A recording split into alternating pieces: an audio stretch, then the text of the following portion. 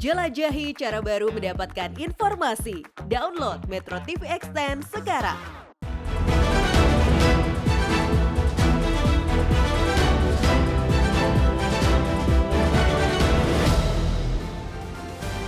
Pemirsa, KPU dan Bawaslu adalah elemen penting dari penyelenggaraan pemilihan umum. Sukses atau tidaknya penyelenggaraan pemilu sangat bergantung kepada kedua lembaga tersebut. Namun apa jadinya jika dua lembaga ini saling berseteru? Semua berawal dari sulitnya Bawaslu untuk mengakses sistem informasi pencalonan atau SILON. Buntutnya, Bawaslu melaporkan seluruh komisioner KPU ke DKPP terkait hal tersebut. Jelang tahapan pemilu 2024, masyarakat tentu berharap kedua lembaga ini saling bersinergi untuk menciptakan pemilu yang jujur dan adil. Inilah yang akan kami sajikan dalam editorial malam hari ini. Jangan ada dusta, KPU dan Bawaslu. Bersama saya, Zakia Arfan.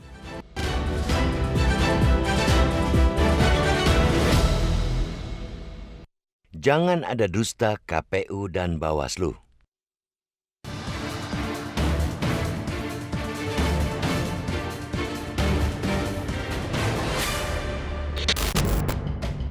Selain Komisi Pemilihan Umum atau KPU, suksesnya penyelenggaraan pemilu juga bergantung pada lembaga lainnya seperti Badan Pengawas Pemilu atau Bawaslu dan Dewan Pengawas Penyelenggara Pemilu atau DKPP.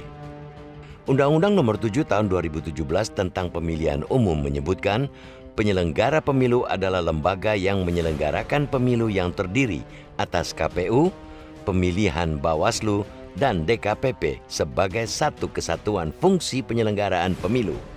Perhelatan pemilu untuk memilih anggota Dewan Perwakilan Rakyat, anggota Dewan Perwakilan Daerah, Presiden dan Wakil Presiden, dan untuk memilih anggota Dewan Perwakilan Rakyat Daerah secara langsung oleh rakyat. Sesuai amanat undang-undang itu, ketiga lembaga tersebut harus bekerja sama, tidak bisa berjalan sendiri-sendiri. Tapi yang terjadi belakangan ini, dua lembaga itu, terutama KPU dan Bawaslu, terlihat tidak akur. Senin 7 Agustus lalu, Bawaslu bahkan melaporkan semua komisioner KPU ke DKPP terkait akses sistem informasi pencalonan atau SILON. Bawaslu membuat aduan karena tidak mendapat akses memadai dari KPU untuk melihat dokumen persyaratan bakal calon anggota legislatif atau caleg pemilu 2024. Mereka pun sudah berkali-kali mengirim surat ke KPU, namun tak ditanggapi.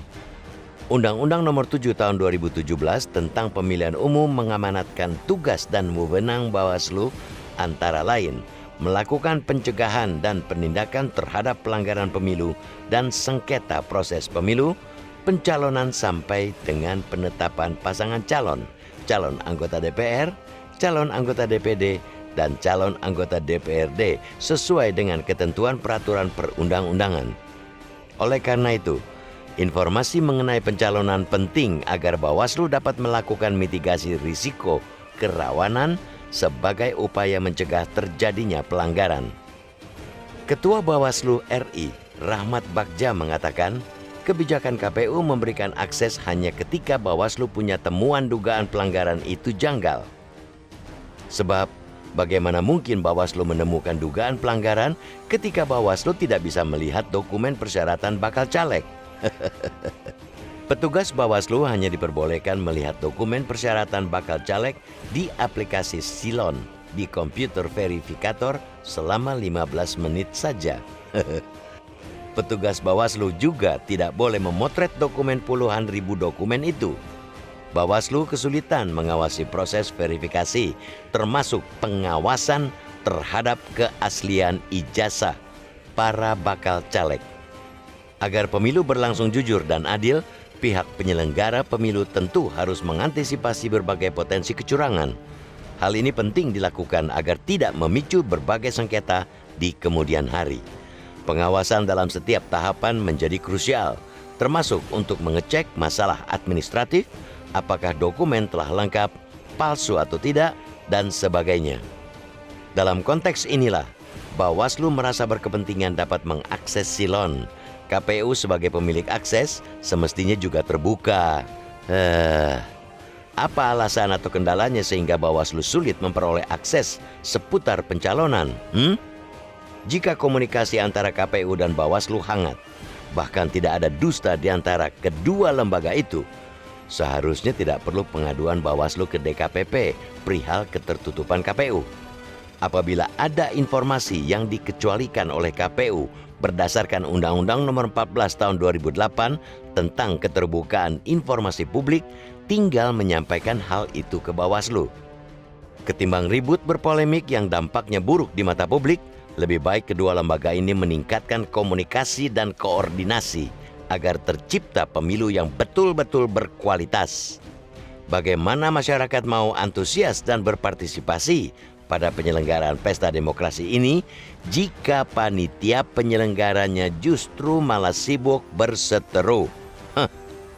Ingat, sebagai salah satu unsur dalam demokrasi, pemilu juga merupakan sarana pendidikan politik, bukan untuk mempertontonkan perseteruan yang penuh intrik.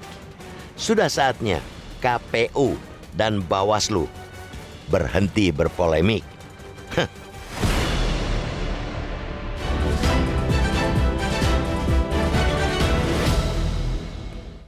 Itulah yang menjadi editorial malam hari ini. Jangan ada dusta KPU dan Bawaslu. Dan sudah bersama kami anggota Dewan Redaksi Media Group, Elman Saragih. Bang Elman, selamat malam. Malam, Mbak Cek. Miris ya, Bang Elman. 6 bulan lagi begitu pemilu akan dilaksanakan. Masih ada beberapa tahapan ke depan, Oktober mendatang begitu, Bang. Tapi kita lihat dua penyelenggara pemilu malah berseteru. Ini terkait dengan Silon, keterbukaan data Silon. KPU mengatakan tidak perlu membuka keseluruhannya, tetapi Bawaslu ingin mengakses keseluruhannya. Sebenarnya ini kita bicara bukan mana yang benar, mana yang salah, tapi sebesar apa sebenarnya wewenang dari KPU maupun Bawaslu terkait Silon ini sendiri, Bang Elman?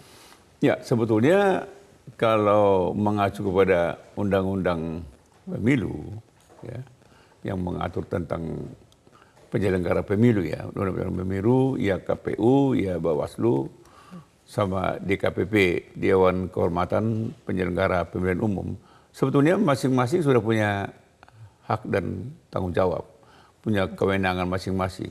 Jadi sebetulnya kewenangan Bawaslu itu juga udah jelas. Jadi kalau misalnya Bawaslu menganggap KPU tidak terbuka, tidak transparan, ya mestinya tetap mengacu kepada undang-undang yang ada gitu kan. Apa yang sebetulnya yang tidak yang tidak mereka berikan ketika mereka minta dibuka akses kan. Sebetulnya setahu saya sih kalau saya dengar apa pernyataan dari KPU, apa yang diminta oleh Bawaslu, katakanlah misalnya kalau dia melihat ada ketidakjelasan, ada kepalsuan, ada yang diduga tidak tepat, dia bisa minta kok. Pasti dibuka. Sebetulnya nggak ada yang dirahasiakan. Kecuali menurut undang-undang ada yang harus dirahasiakan, misalnya data-data pribadi. Nah itu yang sebetulnya yang dikhawatirkan oleh KPU. Kalau dibuka akses, all access ya, telanjang bulat, nah pasti akan semua data-data pribadi akan telanjang bulat. Itu kan nggak boleh. Oke. Ada undang-undang yang mengatur itu kan. Sebetulnya kalau harapan kita ke depan dalam mulai tahapan pemilu ini, ketiga penyelenggara pemilu itu mestinya harus koordinasi aja, saling kerjasama. Bagaimana supaya tercipta pemilihan umum yang jurdil. Ini seperti tidak ada kepercayaan antara satu dan yang lainnya, antara KPU dan Bawaslu. Sekarang masyarakat menganggap kedua lembaga penyelenggara pemilu ini ada ketidakpercayaan, saling curiga. Ini nggak boleh. Kalau ada ego juga begitu di sana. Makanya. Jadi kalau saya sih pikir harapan masyarakat sebetulnya yang harus fokus dilaksanakan Bawaslu adalah bagaimana penyelenggaraan pemilu nanti. Misalnya nanti bagaimana sekarang kan baru masa katakanlah sosialisasi. Apakah dalam sosialisasi ini sudah ada enggak melakukan kampanye? Jangan-jangan sudah ada yang kampanye kan gitu kan. Start duluan begitu ya. Ada yang duluan. Nah, ini kan apa ini? Samar-samar ini. Ini susah membedakan kampanye atau sosialisasi. Oke. Jadi dari semuanya kalau dikritik, enggak, ini kan sosialisasi. Padahal sudah kampanye. Nah, ini yang mestinya harus banyak disoroti, disorot oleh Bawaslu sebetulnya. Oke, tetapi sebenarnya untuk pendaftaran seorang caleg itu kan banyak tahapannya, Bang Elman. Apakah kemudian memang gampang mencari celah sehingga Bawaslu dari awal tuh mereka ingin mengakses semua data untuk mitigasi begitu? Sebetulnya untuk menipu, untuk memalsukan dokumen administrasi pencalekan itu tidak mudah. Karena ketika caleg mengajukan syarat-syarat yang diperlukan, itu semuanya pasti diverifikasi KPU. Katakanlah misalnya ijazah asli atau yang dilegalisir, surat kesehatan dari dokter, pasti harus dari pemerintah, nggak mungkin dari swasta. Terus misalnya dari dokumen dari pengadilan, semua itu pasti diverifikasi. Kalau tidak asli dan tidak benar, maka dia akan dianggap menjadi BMS, belum memenuhi syarat. Nah itu nanti itu akan dalam masa perbaikan diperbaiki. Kalau masa perbaikan itu juga tidak digunakan, ketika sudah final menjelang DCS nanti, maka caleg itu akan dinyatakan tidak memenuhi syarat TMS. Kalau memenuhi syarat MS. Jadi sebetulnya prosesnya pun dalam dari para caleg itu ke KPU tidak mudah.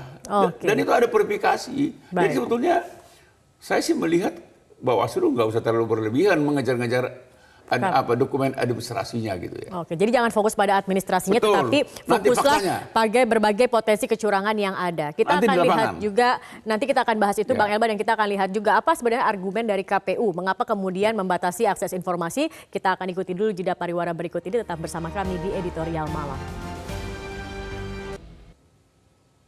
Baik, inilah argumen dari Ketua KPU Republik Indonesia Hasyim Asyari.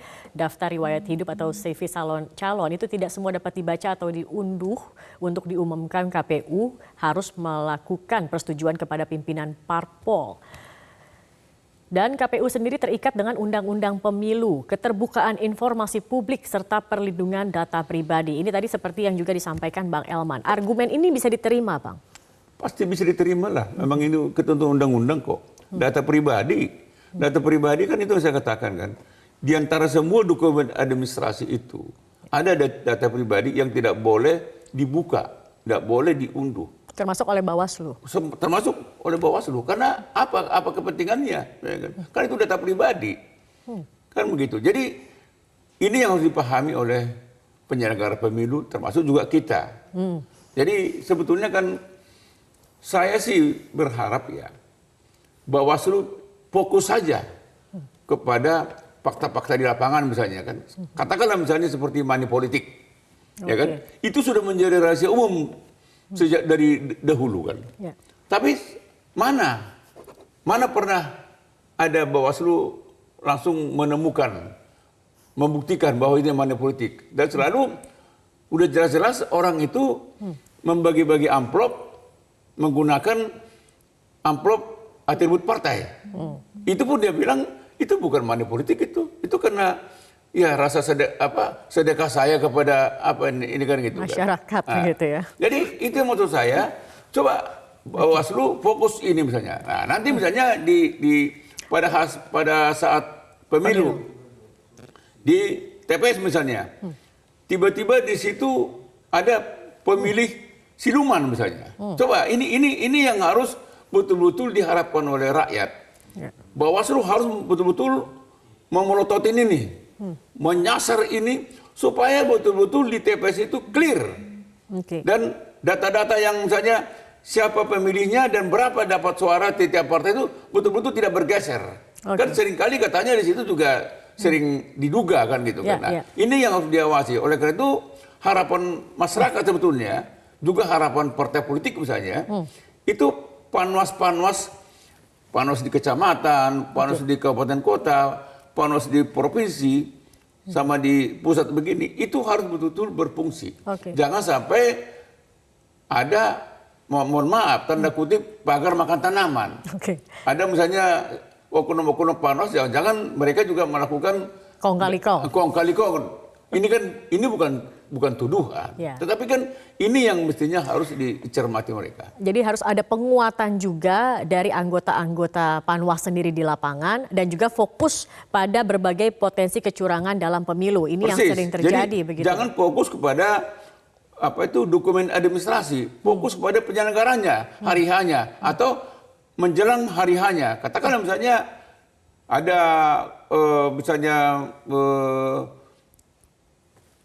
takuti, Oke. ada Serangan pengarahan-pengarahan yang membuat orang jadi takut. Harus milih ini, kalau nggak milih ini begini. Inilah yang harus dicermati oleh Bawaslu. Sehingga seluruh pemilih betul-betul datang ke TPS itu dengan riang gembira. Tidak ada rasa takut untuk memilih partai manapun atau orang manapun, capres manapun, Baik. calon kepala daerah manapun. Jadi itu yang harus diciptakan oleh Bawaslu. Seluruh penyelenggara pemilu harus menciptakan ini. Sehingga oleh karena itu saya berharap jangan mereka berseteru untuk hal-hal yang administratif. Yang kurang esensial atau substantif. Ya itu kan kalau administrasi kan kalau memang mereka menemukan tinggal diberitahu, ini ada caleg ijazahnya palsu. Mana? Buka. Kan gitu. Sederhana kok. Oke, karena pada akhirnya kan kita juga ingin mewujudkan pemilu yang jujur dan juga yang adil begitu ya, Dan Bang legitimate. Elman. Dan legitimate. Nah, Oke. itu yang harus kita. Nanti kita akan lanjutkan kembali Bang Elman dan kita juga akan lihat polling hasil dari masyarakat, dari netizen seperti apa setelah jeda pariwara berikut ini. Tetap bersama kami. Baik, inilah hasil polling yang kami tadi sudah buka di Twitter @metro_tv. Apakah tidak akurnya KPU dan Bawaslu akan mempengaruhi jalannya atau kesuksesan pemilu 2024? 75% mengatakan ya, pemilu terganggu, 25% tidak. Ini menunjukkan fungsi lembaganya. Bagaimana dengan di Instagram? Kita lihat hasil polling di Instagram juga sama. 86% menyatakan ya pemilu terganggu dan 14% yang menyatakan tidak. Nah, Bang Elman, ini bukan hanya mempengaruhi kesuksesan atau jalannya pemilu 2024, tetapi juga bagaimana kemudian tingkat kepercayaan publik terhadap penyelenggara pemilu, begitu Bang Elman. Nah, bagaimana kemudian jalan tengah yang seharusnya diambil? Ini kan sudah dilaporkan ke DKPP oleh Bawaslu, begitu kan, seluruh komisioner dari KPU. Sebenarnya ini masalah yang apakah memang harus sampai di sana dan bagaimana kemudian dapat memberikan tingkat kepercayaan publik terhadap penyelenggara pemilu ini, Bang Elman? Ya, memang ini sebetulnya bisa dianggap awal yang tidak baik ya. Karena sudah mulai saling melaporkan. Tapi saya berharap DKPP bersikap bijak lah. Toh saya yakin kan tokoh-tokoh yang ada di KPP ini kan orang yang sudah paripurna. Jadi pasti bisalah menengahi persoalan ini. Tapi harapan saya ke depan tidak usah saling melapor lah. Harapan saya sekarang sebetulnya saat ini dalam tahapan-tahapan ini katakanlah misalnya Bawaslu itu coba menjaga supaya semua katakanlah contoh misalnya yang sedang sosialisasi kan para capres nih kan, capres nih. Para capres ini diberi kesempatan yang sama untuk sosialisasi gitu. Jangan ada terkesan ada yang capres yang dihalang-halangi misalnya gitu kan. Katakanlah misalnya untuk menyewa suatu tempat untuk sosialisasi dihalang-halangi, terkesan begitu kan. Nah, ini kan mestinya kan yang harus dilakoni oleh Bawaslu. Ini jauh lebih esensial, jauh lebih utama, jauh lebih penting ini daripada hanya memprototin dokumen administratif.